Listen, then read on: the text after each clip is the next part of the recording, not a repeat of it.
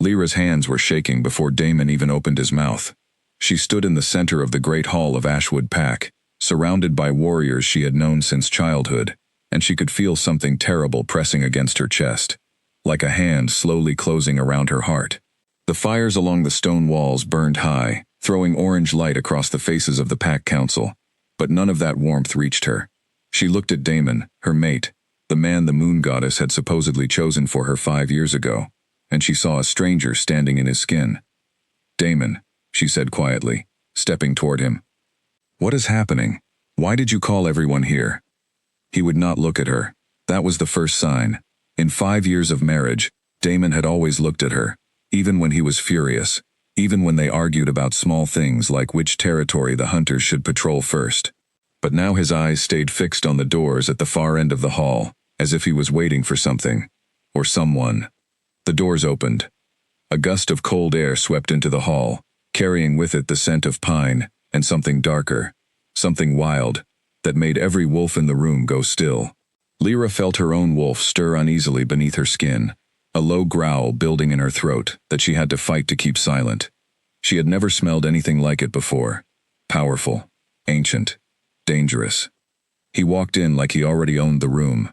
Cade, the rogue Alpha King, was not what Lyra expected from the stories. She had heard whispers about him since she was a child, tales told to frighten young pups into obeying their parents.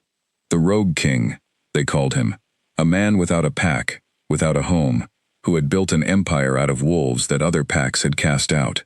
Murderers, they said, monsters. But the man walking toward her now did not look like a monster. He looked like a king, tall, broad-shouldered, with dark hair pushed back from a face carved in hard, unforgiving lines, and eyes so pale gray they seemed to glow faintly in the firelight. He wore no crown, no gold, nothing to announce his power, except the way every wolf in the hall instinctively shrank back as he passed. "Damon," Lyra whispered, gripping his arm. "Why is he here?" Still, he would not meet her eyes. The council members exchanged glances. Some looked ashamed. Others looked relieved, as if a burden had finally been lifted from their shoulders. Lyra's stomach twisted painfully. She had spent the last 2 months sensing that something was wrong within the pack. Whispered conversations that stopped the moment she entered a room. Ledgers that Damon kept locked away in his study. Sleepless nights where he paced the length of their bedroom, instead of lying beside her. She had asked him a dozen times what was troubling him, and every time he had brushed her off with the same tired words. "It is nothing, Lyra. Just pack business. Do not worry yourself." She understood now that it had never been nothing. Cade stopped a few feet away from them, and Lyra felt the full weight of his attention settle on her like a physical touch. He studied her slowly, from the crown of her dark hair, down to her bare feet against the cold stone floor, and something flickered behind those pale eyes that she could not name. Not lust, not cruelty, something closer to recognition, though she was certain she had never seen this man before in her life. "This is her?" Cade asked. His voice was low and rough, like stones grinding together beneath a river. "Yes," Damon said. One word, that was all it took for Lyra's world to begin cracking apart. "Yes, what?" she demanded, turning to face her mate fully now, her voice rising with a fear she could no longer hide. "Damon, look at me. Tell me what is happening right now." Finally, he turned to face her, and what she saw in his expression made her stomach drop through the floor. Not sorrow, not even guilt, not really, just exhaustion, the look of a man who had already made his choice long before this moment and simply wanted it to be over. "Ashwood owes a debt," Damon said. "A debt my father left behind when he died. I have tried everything to pay it. Every trade route, every alliance, every resource this pack has. It is not enough. Cade has agreed to erase the debt completely, in exchange for something else." Lyra's mouth went dry. In exchange for what? Nobody answered her. Nobody needed to. She looked from Damon to Cade and back again, and the truth settled over her like ice water, stealing the breath from her lungs. "No," she said, backing away. "No, Damon. Tell me you did not do this. Tell me you did not just sell me like I am a piece of livestock."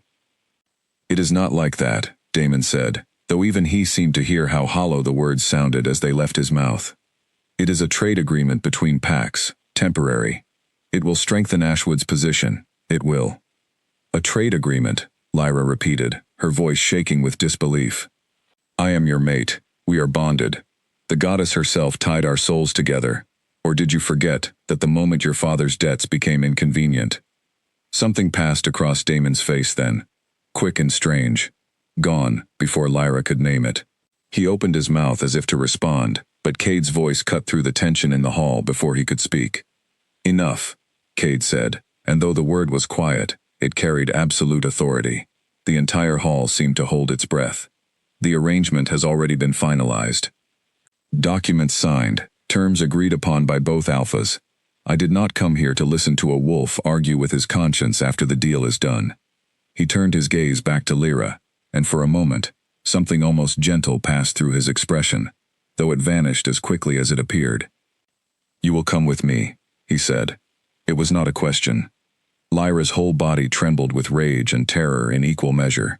She looked around the hall, searching desperately for someone, anyone, who might object, who might stand up and say this was wrong. But the council members stared at the floor. The warriors she had trained beside would not meet her eyes. Even her closest friend, Nora, stood near the back wall with tears streaming silently down her face, too afraid to speak against the Alpha's decision. You are all cowards, Lyra said, her voice breaking. Every single one of you. She turned back to Damon one final time, searching his face for some sign that this was a nightmare she could wake from, some flicker of the man she thought she had married. But he had already looked away again, staring at some fixed point on the wall, unable or unwilling to watch what he had done. I hope your pack chokes on this debt, Lyra whispered, so quietly only he could hear it. I hope you understand, someday, exactly what you traded away. Cade stepped forward and extended a hand toward her, not touching her, simply offering it, waiting. Lyra stared at that open palm for a long moment. She could run. She could shift and fight her way out through the hall doors, take her chances against warriors who did not truly want to stop her. But she knew, with the cold clarity of someone who had just lost everything, that there was nowhere left to run. Ashwood was no longer her home. It had stopped being her home the moment her own mate decided her worth could be measured against a debt. She did not take his hand. She walked past it, chin lifted, spine straight, refusing to let a single tear fall in front of the pack that had just abandoned her. I will walk on my own, she said. Something that might have been the ghost of approval flickered in Cade's pale eyes. He said nothing, only turned and led the way out of the hall, and Lyra followed him into the cold night, away from the only life she had ever known, without once looking back at the man who used to be her mate. Outside, the air was sharp and clean, full of the scent of approaching winter. Cade's warriors waited near the tree line, a dozen wolves in human form, all silent, all watching her with open curiosity. None of them looked like the monsters she had grown up fearing. They looked tired, watchful, like people who had learned a long time ago not to trust kindness, because kindness always came with a price. You will ride with me, Cade said, gesturing toward a large black horse, tethered near the edge of the clearing. I would rather walk, Lyra said. A low sound rumbled in his chest, something that might have been amusement. It is a 2-day journey to my territory. Then I will walk for 2 days. He studied her for a long moment, and this time she saw something shift in his expression, a kind of respect he had clearly not expected to feel. Very well, he said. Walk then, but you will keep pace, or you will be carried. Those are your only 2 choices tonight. Lyra swallowed hard and forced her legs to move forward, following the rogue king and his silent warriors into the dark forest, leaving Ashwood, and everything she had once believed about love and loyalty, burning quietly behind her. She did not know yet that somewhere back in that hall, the moment she crossed beyond Ashwood's border, Damon would feel something inside his chest tear loose, a thread snapping deep in his soul that he would spend the rest of his life trying, and failing, to understand. She only knew that for the first time in 5 years, walking beside a stranger the world called a monster, she finally felt like she could breathe. The road narrowed as the moon rose higher, spilling silver light across the frostbitten grass. Lyra kept her eyes forward, refusing to let herself glance back toward the direction of Ashwood, though every step forward felt like walking through water, heavy and slow, her body still not quite believing what her mind already understood. She was no longer a pack member. She was cargo, a debt paid in flesh and bone. Cade walked beside his horse rather than riding it, matching her pace without being asked, though he said nothing for a long while. His warriors kept a respectful distance behind them, murmuring quietly among themselves, occasionally glancing toward their king as if trying to read his mood.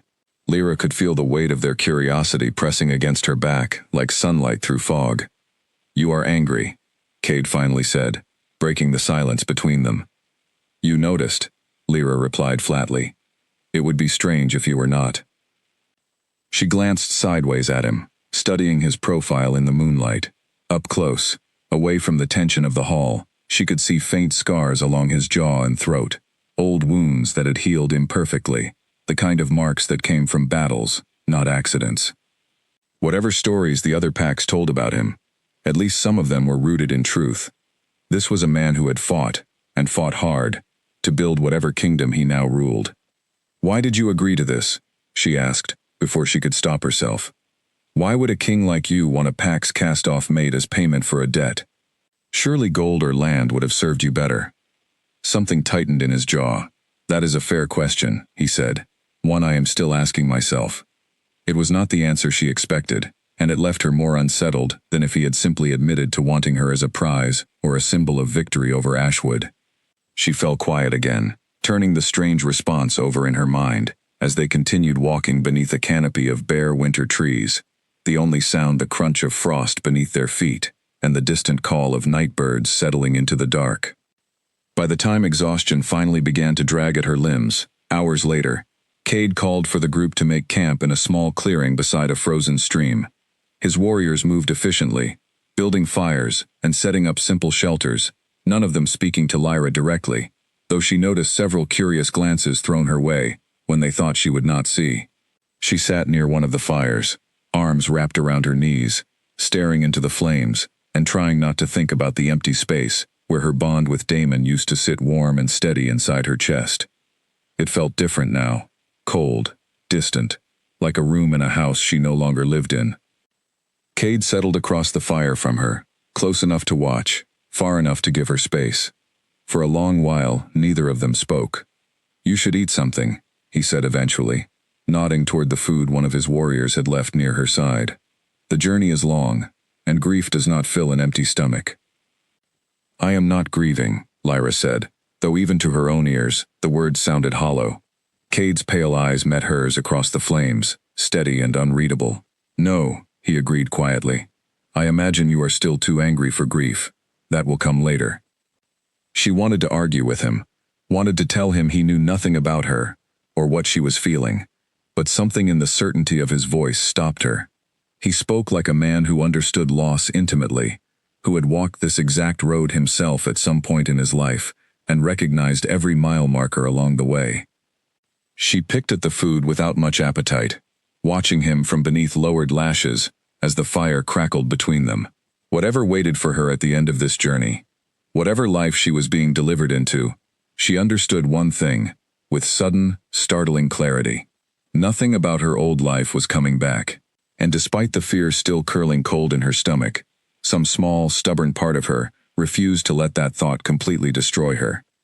Tomorrow, she decided, she would begin figuring out exactly what kind of person she was going to become in this new world she had been thrown into. Tonight, she would simply survive it, one breath at a time, beside a fire warmed by a stranger the world called a monster, who so far had shown her nothing but a strange, careful kind of restraint she had not expected to find here at all. The debt was paid. Her old life was over. And somewhere deep inside her chest, in the space where her bond with Damon used to live, something new and unfamiliar had already begun, quietly, to take root. The second day of walking brought them to the edge of a wide valley, and Lyra felt the change in the air before she saw it. The scent here was different from Ashwood, sharper, wilder, carrying hints of unfamiliar wolves marking unfamiliar borders. Cade's warriors grew more alert as they crossed into it, shoulders squaring, eyes sweeping the tree line with practiced caution. "We are close," Cade said, the first words he had spoken to her all morning. Lyra said nothing, though her heart began to beat faster. She had spent the night turning his strange restraint over in her mind, trying to understand what kind of king traded a debt for a woman, and then treated her with something close to care instead of ownership. It did not fit the stories. It did not fit anything she thought she knew about rogue packs. They crested a ridge just past midday, and below them spread a settlement unlike anything Lyra had imagined. She had pictured chaos, lawless wolves fighting over scraps, a camp held together by fear alone. Instead, she saw an organized village, built into the hillside, stone houses with smoke curling from chimneys, children running between buildings, wolves in human form working fields and tending animals, as if this were any ordinary pack territory. It looked less like the lair of a monster, and more like a home. "This is your pack?" she asked, before she could stop herself. "This is my kingdom," Cade corrected quietly. Every wolf here was cast out by another pack, for one reason or another. Too old, too weak, too different. Packs like Ashwood discard wolves the moment they stop being useful. I built something out of what your kind threw away. The bitterness in his voice was quiet but unmistakable, and Lyra found herself studying him with new eyes as they began their descent into the valley. Whatever else he was not simply a villain collecting a debt. There was history here, old wounds she was only beginning to glimpse the edges of. As they walked through the settlement, wolves stopped their work to watch, whispers rising and falling around them like wind through tall grass. Lyra kept her chin up, refusing to shrink under the weight of so many curious stares, though her nerves felt stretched thin as wire by the time they reached a large stone house at the center of the village. "You will stay here," Cade said, gesturing toward the entrance. "This house belongs to me. You will have your own room, your own space. No one will trouble you." "And if I wanted to leave?" Lyra asked. Something flickered across his face, there and gone too quickly to name.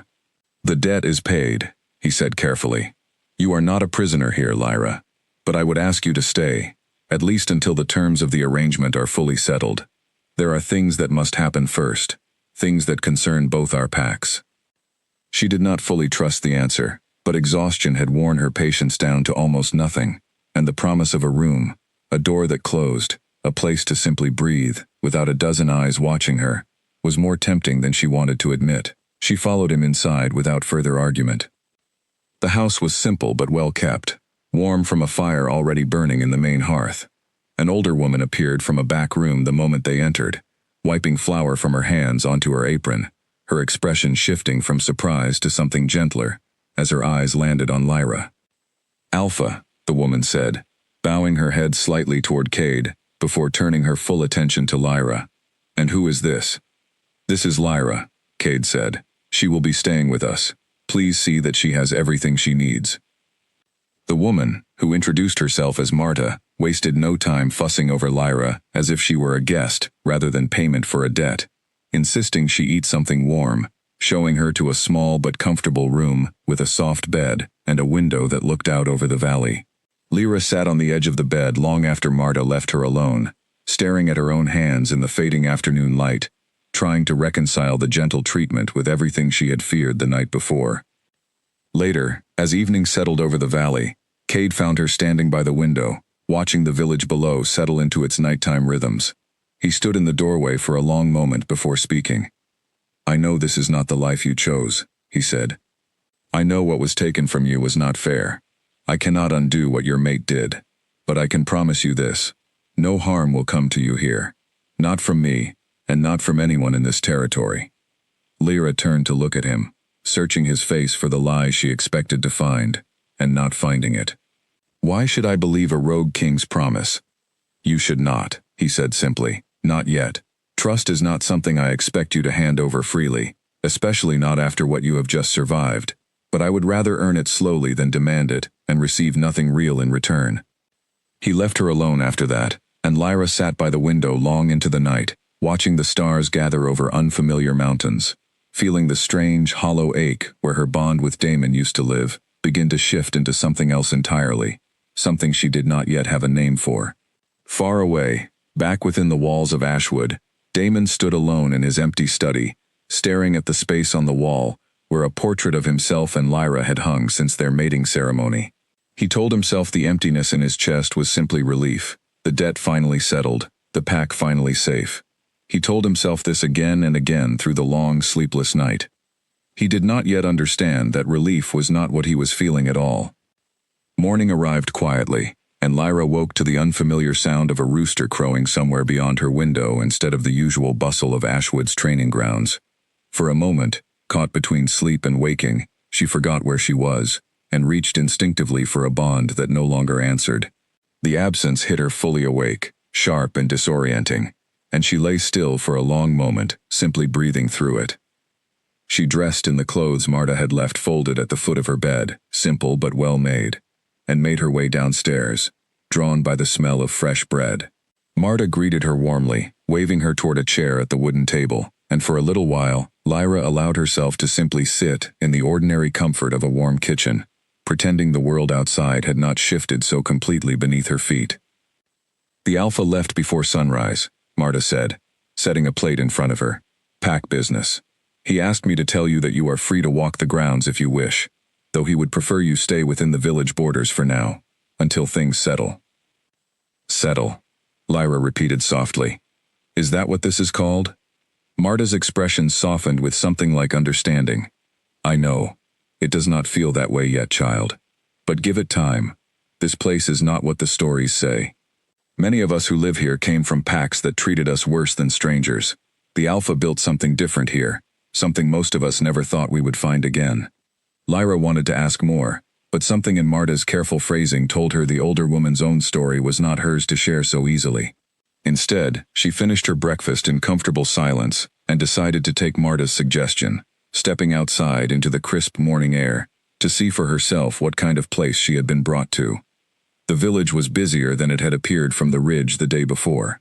Wolves moved between houses carrying baskets of grain. Children chased each other between fences with the kind of easy laughter Lyra remembered from her own childhood, before responsibility and expectation had settled onto her shoulders like a second skin.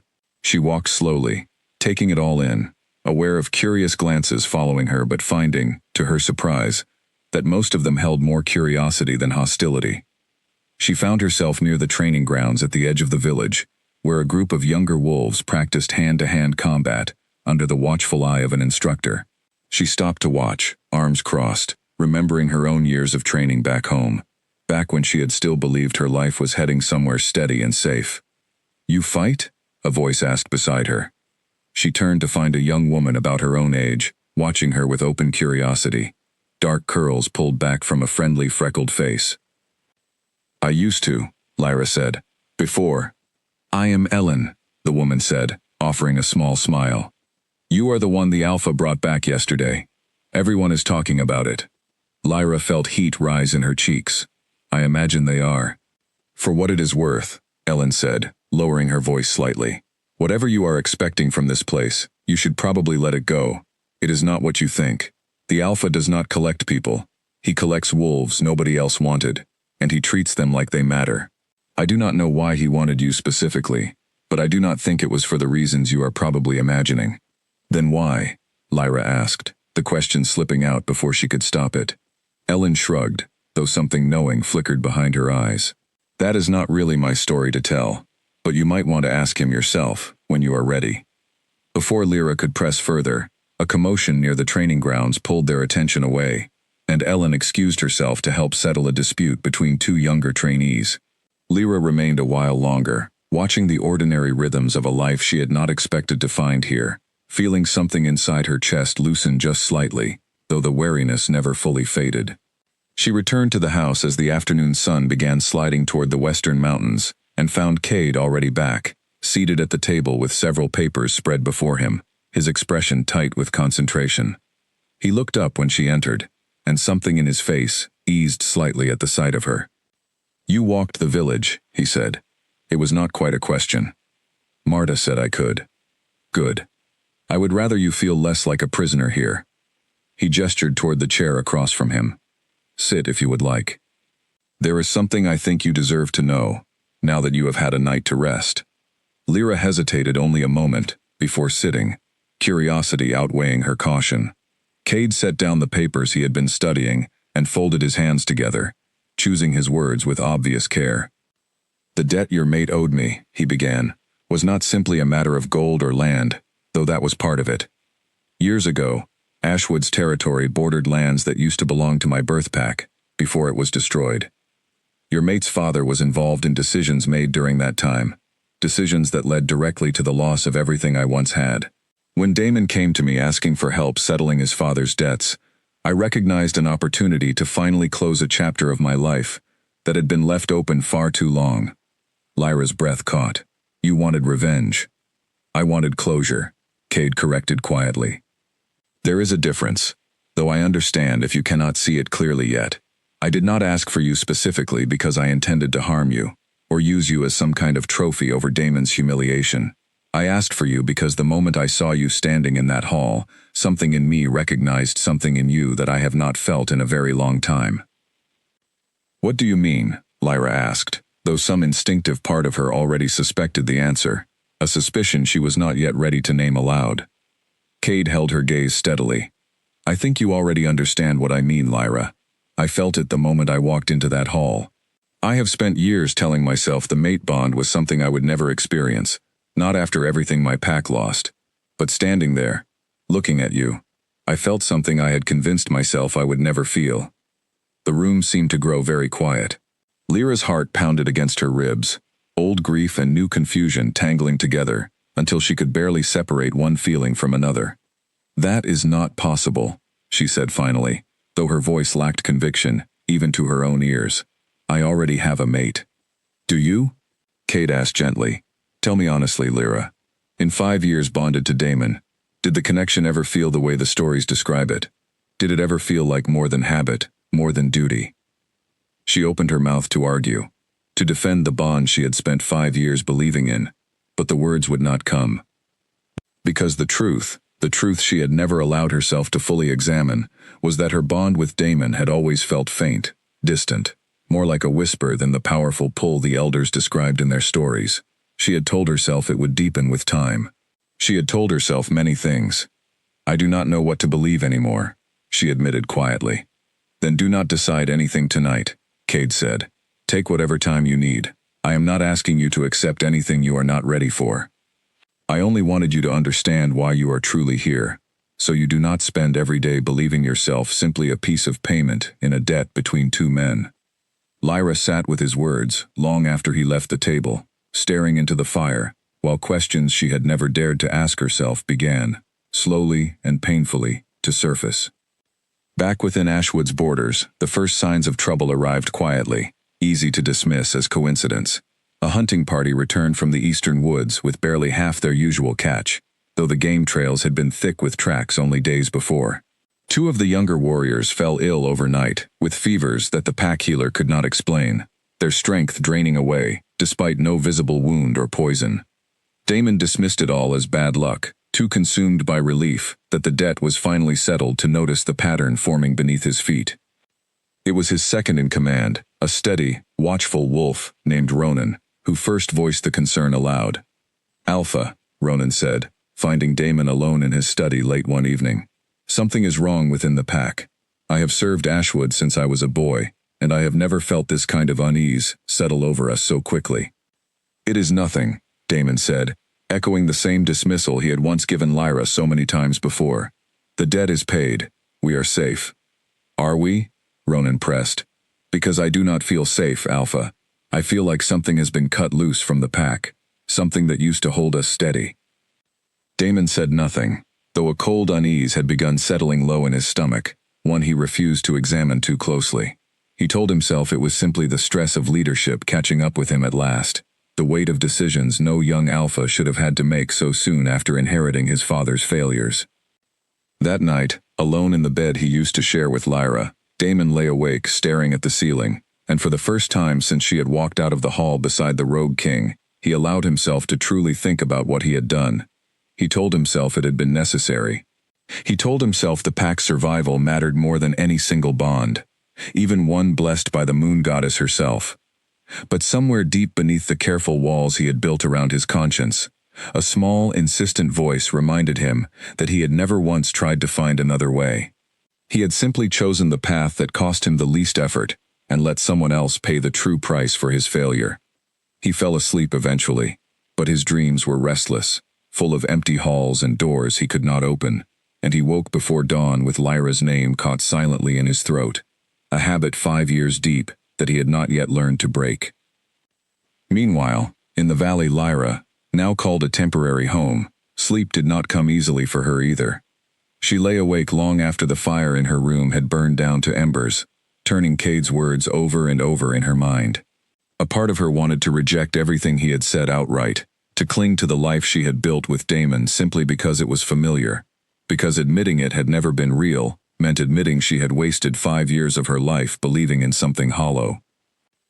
But another part of her, quieter and more honest, recognized the truth in what Cade had described. She thought back to every quiet moment with Damon that should have felt electric, should have felt like the stories the elders told, and instead had simply felt comfortable, familiar, safe, in the way old habits are safe. She thought about the warmth that had spread through her chest the moment Cade's eyes first met hers in that hall, a warmth she had dismissed at the time as simple fear. It had not felt like fear, not entirely. She rose before dawn, unable to lie still any longer, and made her way quietly downstairs, expecting to find the house empty. Instead, she found Cade seated near the dying fire, a cup of something warm cradled in his hands, staring into the embers with the same restless expression she imagined mirrored her own. "You could not sleep either," she said, more statement than question. He looked up, something almost startled crossing his face, before settling into careful neutrality. "It has been a long time since I have had trouble sleeping," he admitted. "I am not entirely sure what to do with myself." Lyra crossed the room and settled into the chair across from him, pulling her knees up beneath the blanket she had brought down with her. For a long moment, neither of them spoke, content simply to sit together in the quiet, comfortable in a way that surprised her. "I am not ready to believe everything you told me," she said finally, "but I am not ready to dismiss it either. I think that frightens me more than anything else has since I left Ashwood." "I understand," Cade said quietly. "You do not owe me certainty, Lyra. You do not owe me anything at all. I only wanted you to know the truth, so that whatever you decide moving forward, you decide it with full understanding, instead of half-formed assumptions." "Why does that matter so much to you?" she asked. "You could have simply let me believe I was payment for a debt. It would have been easier, in some ways. Simpler." Cade considered the question for a long moment before answering.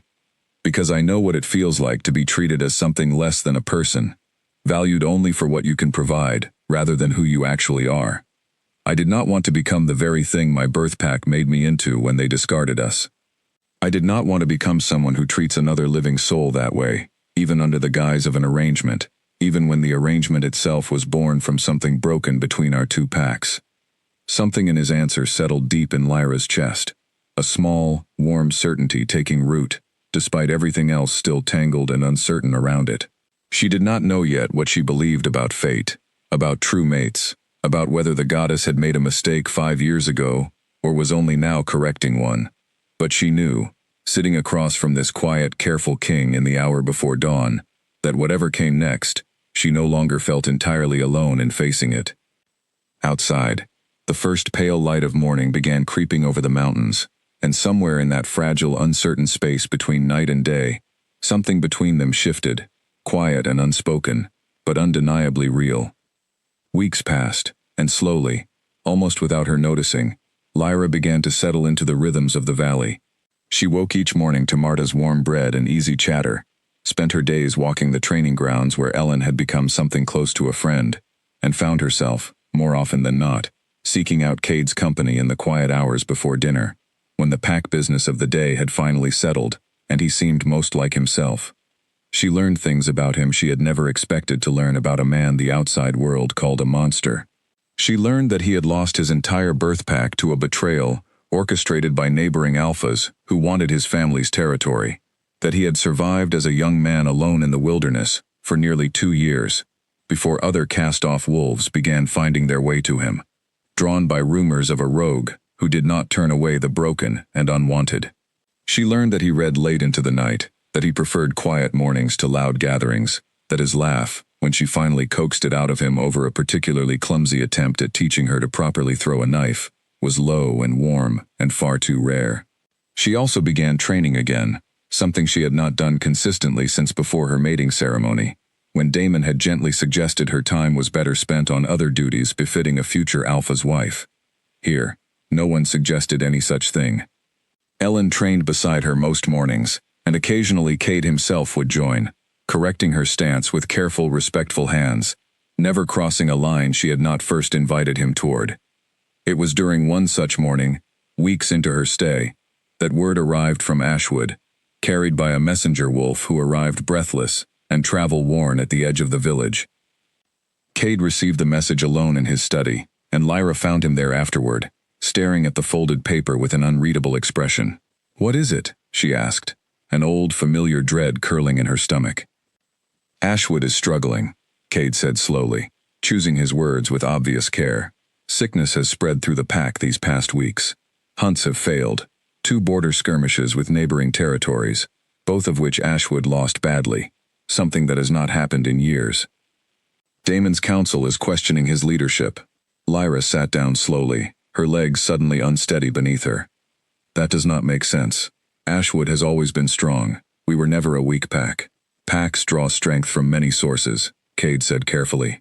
"The bond between an Alpha's mate and the pack itself is one of the oldest, deepest sources of that strength, tied to the land and the wolves who live upon it. When that bond is severed, especially unnaturally, especially through betrayal rather than natural circumstance, the pack often feels the absence long before anyone understands why." Understanding settled over Lyra slowly, cold and heavy.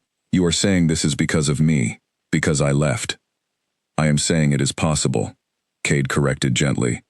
"I do not know the full truth of it, and I would not want to burden you with guilt for a pack that treated you so poorly.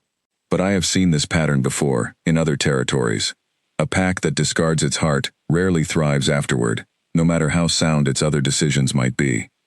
Lyra sat in stunned silence, turning the news over and over in her mind. Despite everything, despite the betrayal, despite the humiliation of being traded away like a possession, some small, stubborn part of her still ached at the thought of her old home suffering, of warriors she had trained beside falling ill, of children she had watched grow up going hungry because hunts kept failing. "I do not know what to feel," she admitted quietly. "You do not have to know right now," Cade said, "but I wanted you to hear it from me, honestly, rather than through rumor or second-hand whispers that might twist the truth into something crueler than it needs to be." She appreciated that more than she knew how to say, and sat with him in comfortable silence for a long while, the weight of the news settling slowly into something she could carry, rather than something that crushed her entirely. That evening, restless and unable to settle her thoughts, Lyra found herself back at the training grounds, long after the other wolves had retired for the night, working through forms she remembered from her childhood, trying to sweat out the tangled knot of guilt and grief, and something unexpected that felt uncomfortably close to relief. She did not hear Cade approach until he was nearly beside her, quiet as always, watching with careful attention. "You fight well," he said, "better than you likely realize." "I had good teachers once," she said, breathing hard, lowering her fists. "You could have good teachers again, if you wanted them. There is no reason a warrior's training should stop simply because circumstances changed." She studied him for a long moment in the moonlight, something warm and uncertain unfurling slowly in her chest. "Why do you keep doing that?" "Doing what?" "Giving me choices. Options. Every single thing since I arrived here has been an offer rather than a demand. I keep waiting for the moment that changes, and it never does." Cade's expression softened into something Lyra had rarely seen cross his careful features, something almost vulnerable. "Because I know what it feels like to have every choice stripped away, Lyra. I would rather earn whatever place I hold in your life slowly and honestly, than take it by force, simply because circumstance handed me the opportunity." The distance between them felt smaller then than it had in weeks, though neither of them moved to close it fully.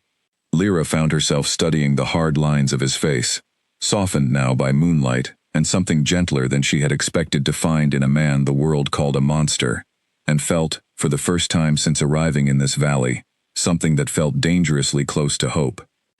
"I think," she said slowly, testing the words as she spoke them, "that I am starting to understand what you meant, that first night." Cade went very still. "About the bond?" "About all of it," she said quietly. "I am not ready for more than this yet. I do not know if I ever fully will be, after everything. But I do not want you to stop being honest with me. Whatever happens between us, I would rather have honesty than another 5 years of comfortable silence, mistaken for love. You will always have that from me, Cade said, his voice rough with something he did not try to hide. For as long as you want it. They stood together in the quiet training yard, long after the moon had climbed high overhead, neither speaking further, simply allowing the fragile new understanding between them to settle into something steadier, something that felt, for the first time in a very long while, like it might actually last. Back in Ashwood, the situation had grown worse than even Ronan's early warnings suggested. What had begun as unexplained fevers and failed hunts had spread into something far more dangerous, a creeping weakness that seemed to touch every corner of the pack at once. Warriors who had once been among the strongest in the region found their shifts sluggish, their senses dulled, as though the very land beneath their feet had stopped answering their call. The pack healer, an elderly woman named Ione who had served Ashwood for 3 generations of alphas, finally requested an urgent audience with Damon, her expression grim as she laid out what she had discovered. I have seen this before, Ione said, spreading old texts across Damon's desk, her weathered hands trembling slightly as she pointed to passages written in faded ink. Long ago, before your grandfather's time, a pack's strength is bound to more than its warriors and its land, Alpha. It is bound to the sacred threads that hold the pack together, the deepest of which is the bond between an Alpha's line and the mate chosen by the goddess herself. I know the old stories, Damon said, though his voice lacked its usual authority. I do not need a history lesson, Ione. I need solutions. Then you need to understand the problem first, Ione said, unwavering despite his tone. When that sacred bond is broken through unnatural means, through betrayal rather than the passing of the bonded wolf, the pack feels it as a wound that will not close. I believe that is exactly what is happening here, Alpha. The pack is suffering because you severed the bond it depended on, and unless that wound is addressed, I fear it will only continue to deepen. Damon sat in heavy silence for a long moment, the weight of her words settling over him like a physical burden. He wanted desperately to argue, to insist that his decision had been necessary, that the debt would have destroyed them all if left unpaid. But some part of him, the part that had lain awake every night since Lyra left staring at an empty space beside him, already suspected Ione was right. What would you have me do? He asked finally, his voice barely above a whisper. The arrangement is finalized. I cannot simply demand her return without cause, and even if I could, what right would I have to ask it of her, after what I did? Ione's expression softened slightly, though her words remained firm. I cannot answer that for you, Alpha, but I can tell you this. If the bond remains severed, Ashwood will continue to weaken. Sickness will spread further. Our borders will grow vulnerable to packs that have long envied our territory. Eventually, if nothing changes, I fear we will not survive it at all. The warning hung heavy in the air long after Ione left, and Damon remained alone in his study late into the night, staring at the same empty space on the wall where their portrait used to hang, finally allowing himself to fully feel the weight of what he had done. He thought of Lyra's face in the moment she realized what he had arranged, the raw betrayal in her eyes, and for the first time, he let himself imagine what her life might look like now, far away from him, in the hands of a king he had spent years believing was little better than a beast. He thought, too, of the strange, unsettling rumors that had begun trickling back to Ashwood in recent weeks, whispers carried by traders who passed through the rogue territory, rumors that the rogue king had been seen smiling more often than anyone could remember, rumors that a certain dark-haired woman had been spotted training at his side each morning, laughing freely, in a way that seemed to unsettle even his most hardened warriors, who had never seen their king look at anyone the way he apparently looked at her. Damon told himself the rumors meant nothing. He told himself many things, late into that long, sleepless night. But underneath the careful walls he had built to protect himself from his own guilt, a colder, more honest fear had begun to take root, one he could no longer ignore no matter how hard he tried. What if the bond he had so carelessly discarded had never truly belonged to him at all? He rose before dawn and called an emergency meeting with his council, determined to find some way, any way, to address the crisis threatening to unravel everything his family had built. But even as he laid out plans for reinforcing the pack's borders and seeking new trade agreements to stabilize their resources, The truth Ione had spoken settled deeper into his bones with every passing hour. The pack was not sick because of failed hunts or unlucky skirmishes. Ashwood was dying, slowly and surely, because its heart had been ripped away and handed to another man, and no amount of clever diplomacy or careful strategy was going to change the price that decision had already begun to demand. Word of Ashwood's troubles continued reaching the rogue territory in the following days, carried by traders and travelers who passed easily between the two lands. Lyra heard the reports with a complicated tangle of emotions she still did not fully understand. Grief for the home she had lost, tangled tightly with something that felt uncomfortably close to vindication, and beneath it all, a quiet, growing awareness that whatever bond she had once shared with Damon, however faint and hollow it had always felt, had clearly been real enough to matter to the pack as a whole, even if it had never truly mattered to her heart. She said as much to Cade one evening, sitting together near the fire, as autumn deepened into the first true chill of winter. "Do you think it is my fault?" she asked quietly. "What is happening to them?" Cade considered the question carefully before answering, never one to offer easy comfort at the expense of honesty. "I think the fault belongs to the man who broke the bond, not the woman who was traded against her will," he said. "You did nothing wrong, Lyra. You did not choose to leave. You did not choose to sever anything. The consequences your old pack is facing were set in motion the moment Damon decided your worth could be measured in gold." "That is a kind way to look at it," she said softly. "I am not certain I fully believe it yet." "You do not have to believe it fully tonight," Cade said. "But I hope, in time, you will stop carrying guilt for choices that were never yours to make." Lyra leaned back against the chair, watching the fire dance and crackle in the quiet room, and allowed herself, for just a moment, to imagine a future where that guilt no longer weighed so heavily on her chest. It felt distant still, uncertain, but for the first time since arriving in this valley, it also felt possible. Winter settled fully over the valley in the weeks that followed, blanketing the training grounds in snow and forcing the pack's daily rhythms indoors, where fires burned late and conversations stretched long into quiet evenings. Lyra found herself, more often than not, seeking out Cade's company without any particular reason beyond simply wanting to be near him, a realization that both unsettled and quietly thrilled her in equal measure. It was during one such evening, snow falling steadily outside the frosted windows, that Ellen found her alone in the kitchen, wrapped in a thick blanket, staring into a cup of tea she had mostly forgotten to drink. "You have that look again," Ellen said, settling into the chair across from her, with the easy familiarity of the friendship that had grown steadily between them over the past months. "What look?" "The one where you are thinking about him, but pretending you are thinking about something else entirely." Ellen's smile was knowing, gentle rather than teasing. "It is not exactly subtle, Lyra." Lyra felt heat rise in her cheeks, though she did not bother denying it outright. "I do not know what I am supposed to do with what I am feeling," she admitted quietly. "Everything about it feels impossible. I was mated once already. I do not know how to trust something like this again, even if some part of me wants to." Ellen reached across the table, squeezing her hand gently. "For what it is worth, I have never seen the Alpha look at anyone the way he looks at you. Not once, in all the years I have lived here. Whatever fear you are carrying, I do not think it comes from anything he has given you reason to feel." The words settled warmly in Lyra's chest, and she found herself smiling, despite the tangled uncertainty still knotted beneath her ribs. She thought of every quiet moment they had shared since her arrival, every careful choice he had offered her instead of demand, every honest conversation that had slowly, steadily rebuilt something in her that Damon's betrayal had shattered. It did not erase her fear entirely, but it eased it, little by little, in a way she had not expected possible so soon after everything that had happened.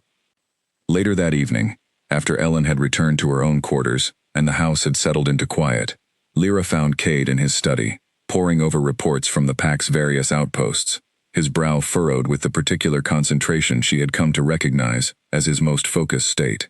She lingered in the doorway a moment, simply watching him, before he glanced up and noticed her presence. "You are usually asleep by now," he said, setting his papers aside with a small, tired smile. "I could not sleep," she admitted, stepping into the room. "I wanted to talk to you about something, if you have the time." "For you, I always have the time." He gestured toward the chair across from his desk, and she settled into it, gathering her thoughts carefully before speaking. "I have been thinking about what you told me, that first week," she said finally. "About the bond, about what you felt, that night in the hall. I think I am ready to be honest with you about something I have been trying not to fully admit to myself." Cade went very still, watching her with careful, patient attention, giving her the space to continue without pressure. "I feel it too," Lyra said quietly, the words trembling slightly as she finally spoke them aloud. "I have felt it for weeks now, growing stronger every time we are together. I spent 5 years believing the ache I felt with Damon was simply what love was supposed to feel like, quiet and distant and comfortable. But what I feel with you is nothing like that. It is warm and steady, and it terrifies me, because I do not know how to trust something that feels this real after everything I lost the last time I trusted my heart." Cade rose slowly from behind his desk and crossed the room to kneel beside her chair, taking her hands gently in his own, his pale eyes steady and full of something achingly tender. "You do not have to trust it fully tonight," he said softly, echoing words he had offered her so many times before. "I am not asking you to hand me your whole heart in a single evening, Lyra. I am only asking you to let me continue earning whatever piece of it you are willing to offer, for as long as it takes." Tears gathered unexpectedly in her eyes, though they felt different from every tear she had shed since leaving Ashwood. Lighter somehow, less like grief, and more like relief, finally breaking free after months of careful restraint. "I want to try," she whispered. "I am still afraid, but I want to try." Cade lifted one hand to gently brush a tear from her cheek, his touch careful and reverent, as though she were something precious he still could not quite believe belonged in his life. "Then we will try together," he said, slowly, honestly, however long it takes. Outside, snow continued falling steadily over the quiet valley, blanketing the world in soft, unbroken white, and inside the warm study, something fragile and new took its first tentative steps toward becoming something lasting, built not on fate or debt or desperate circumstance, but on the slow, deliberate choice two wounded people made to trust each other, one honest conversation at a time. It would take more time before either of them spoke the word mate aloud between them, more time still before the ancient bond fully settled into place, recognized and accepted by them both. But that night, kneeling together in the quiet firelight, they had already taken the first true step toward something Lyra had once believed she would never find again. She fell asleep that night, for the first time in months, without the hollow ache of Damon's absence pressing against her chest, replaced instead by a warmth she was only just beginning to trust completely. The confirmation came, when it finally arrived, from a source Lyra never expected. Ione, Ashwood's elderly healer, arrived at the Rogue Territory's border alone, travel-worn and weary, after a journey she had insisted on making herself despite her advancing age, carrying with her old texts, and a truth she said needed to be delivered in person. Cade received her cautiously, unsure at first whether her arrival signaled some new trouble stirring between the two packs, but Ione's request was simple and startling. "I need to speak with Lyra," she said. "There is something I have discovered that concerns her directly, something I believe she deserves to hear from someone who knew her before all of this began." Lyra met the old healer in the same study where she and Cade had shared so many quiet conversations over the past months, her heart pounding with a mixture of hope and dread she could not quite untangle. Ione settled into the chair across from her, spreading a small collection of worn texts and old pack records across the desk between them. "I have spent the past month searching through Ashwood's oldest records," Ione began, "trying to understand why the pack has suffered so severely since your departure. What I found troubled me deeply, Lyra, and I felt you deserved to know the truth of it, regardless of what it might mean for you now." "What did you find?"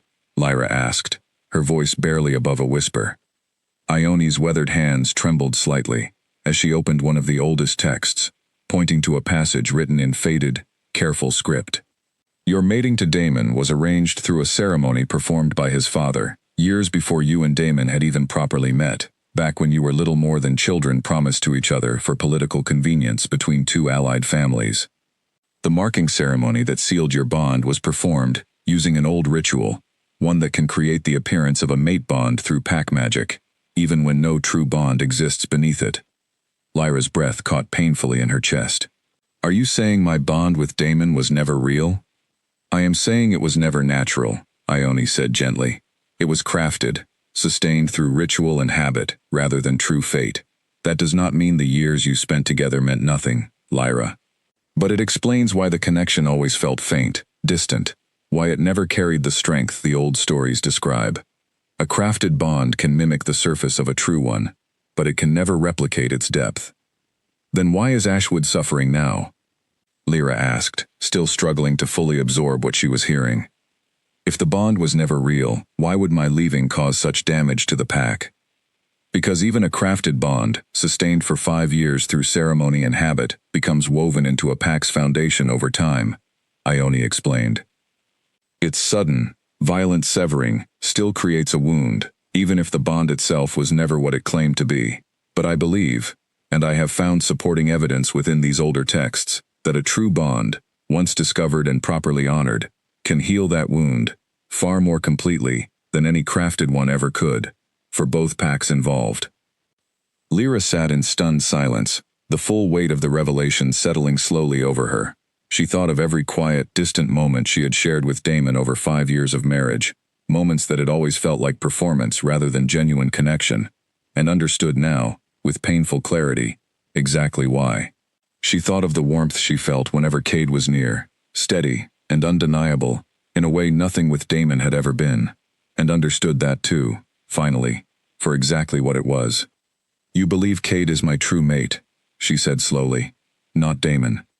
I believe the evidence strongly suggests it, yes, Ione said. Though ultimately, only your own heart can confirm what I have found within these old records. Cade, who had remained quietly by the doorway throughout the conversation, stepped forward then, his expression carefully controlled despite the obvious emotions simmering beneath it. I felt it the moment I saw you, he said quietly. I told you that from the very first night, Lyra. I did not understand the full truth of it then, but I have never doubted what I felt. Lyra rose slowly from her chair, crossing the room to stand before him, searching his face for any trace of doubt and finding none. I believe you, she said softly. I think some part of me has believed you for weeks now, even when I was too afraid to admit it fully. Ione, watching the exchange with quiet satisfaction, gathered her old texts carefully, and rose to take her leave. I will return to Ashwood with this information, she said. Damon deserves to know the truth as well, regardless of what pain it might cause him. The pack's survival depends on understanding exactly what was lost, and why. After Ione departed, Lyra remained standing before Cade, the full weight of everything she had just learned, settling slowly into something she could finally begin to accept, rather than fear. 5 years of her life had been built upon a foundation that was never truly real. But standing here now, in this quiet valley, beside a man who had shown her nothing but honesty and patience, since the moment fate, true fate this time, had brought them together, she found she could not fully mourn what she had lost. What happens now? She asked quietly. Now, Cade said, reaching for her hands with the same careful reverence he always showed her. We let the bond finish what it started that first night, when neither of us fully understood what we were feeling. If you are ready. Lyra thought of Ashwood, weakened and suffering, of Damon, likely reeling even now from Ione's revelation, of everything she had lost and everything she had unexpectedly found in its place. And she thought of her own heart, finally, honestly, choosing something real, for the very first time in 5 long years. I am ready, she said. Outside, the last of winter's snow had begun melting into the first tentative signs of spring, and within the walls of that quiet study, an ancient bond long denied, finally settled fully into place, steady and true, exactly as it had always been meant to be. Ione's return to Ashwood brought with it a truth Damon had spent months bracing himself against, without ever fully naming it. He listened in heavy silence, as the old healer laid out everything she had discovered, the crafted bond, the ritual his own father had arranged decades earlier, the true mate bond that had been waiting, unrecognized, for Lyra all along, in the form of a man Damon had spent years believing was little more than a monster. You are certain of this? Damon asked, his voice hollow. I am certain of the records, Alpha, Ione said gently. and I am certain of what I witnessed with my own eyes when I visited her. Whatever bond exists between Lyra and the Rogue King, it is not something crafted through ceremony. It is real, in every sense the old stories describe. Damon sat alone for a long while after Ione left, the study around him feeling smaller and colder than it ever had before. He thought of every year he had spent believing his marriage to Lyra was simply what love looked like once the initial excitement faded into routine, never once questioning why the connection had always felt so distant, so easy to set aside when convenience demanded it. He understood now, with painful clarity, exactly why he had found it so easy to trade her away. A crafted bond had never asked anything real of him, and so he had never truly learned to value what he had. The pack's condition continued deteriorating in the weeks that followed, despite every effort Damon and his council made to stabilize their resources and reinforce their borders. Warriors continued falling ill. Neighboring packs, sensing weakness, grew bolder along Ashwood's borders, testing defenses that had once been unquestionably strong. Ronan, ever loyal but increasingly worried, finally spoke the words Damon had been dreading for weeks. "Alpha," Ronan said quietly, "I do not believe we can survive this without addressing what truly broke. The pack needs its heart restored, and I do not believe that heart is coming back to us. Not now. Not after everything."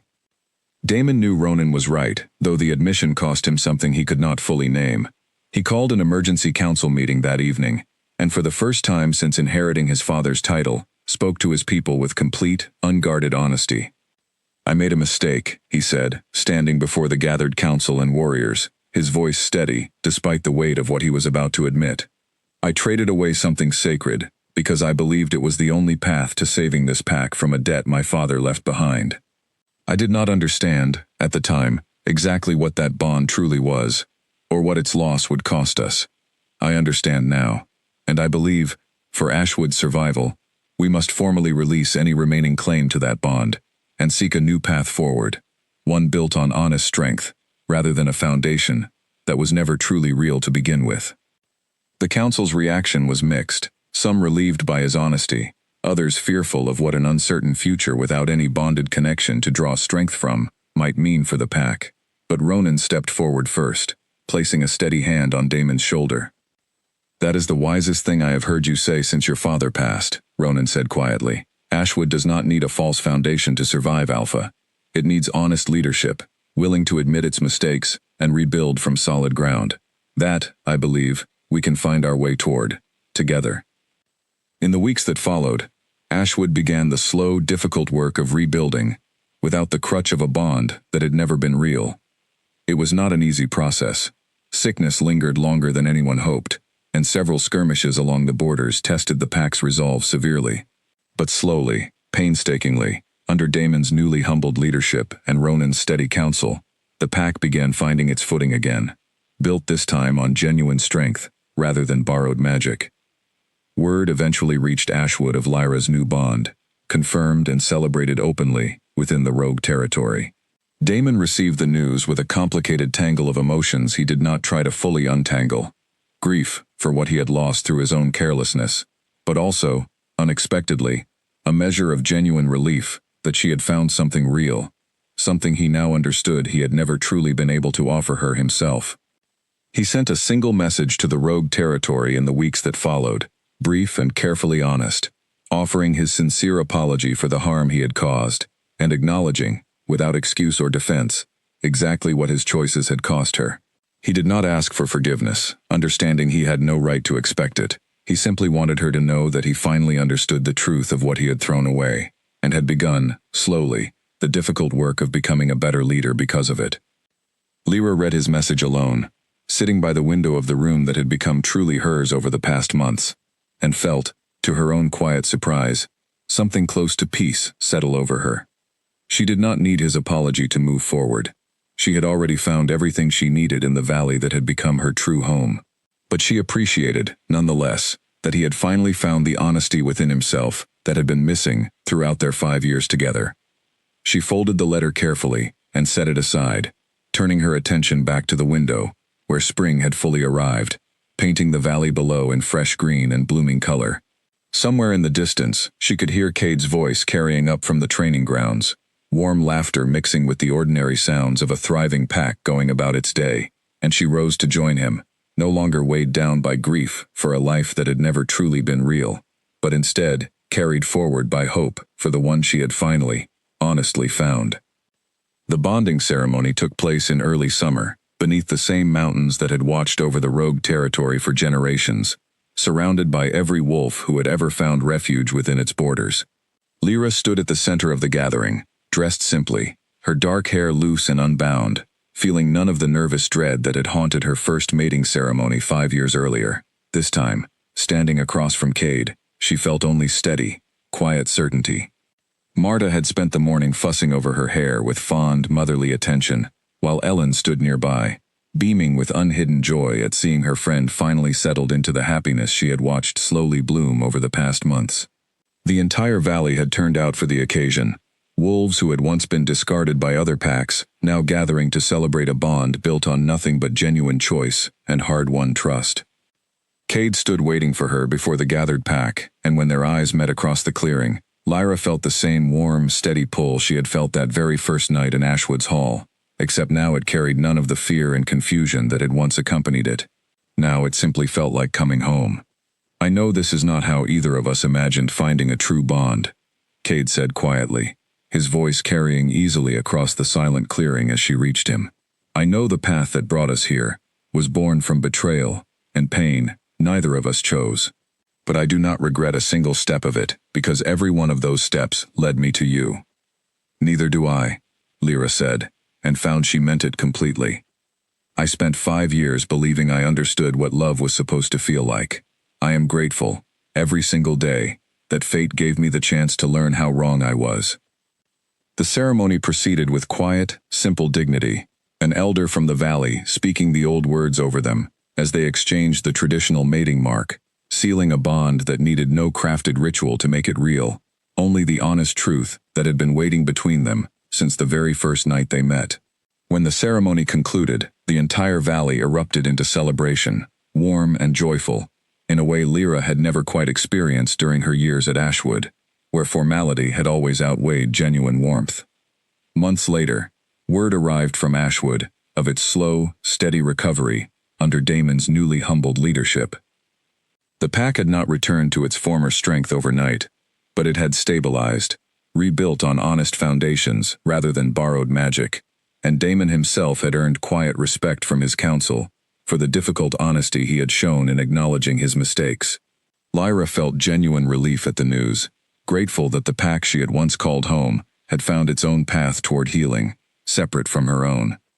As for the valley she now called home, it continued growing steadily under Cade's leadership, strengthened further by the true bond now anchoring its foundation. Wolves who had once been cast off and forgotten by other packs found not just refuge within its borders, but genuine belonging, watched over by an alpha and his mate who understood, more deeply than most, exactly what it meant to build something real out of what others had discarded. Lyra often thought back to that terrifying night in Ashwood's Hall, the moment her entire world had seemed to shatter beyond repair. She had believed, in that moment, that she was losing everything that mattered. She understood now, standing in the warm summer sun beside the man who had turned out to be her true mate all along, that she had not lost everything that night. She had simply been given, however painfully, the chance to find something far more real than anything she had known before. The debt that once bound her to a stranger had long since been forgotten, replaced entirely by a bond neither gold nor circumstance could ever have purchased, built instead on patience, honesty, and the quiet, steady choice two wounded hearts had made to trust each other, one honest day at a time, for the rest of their lives together.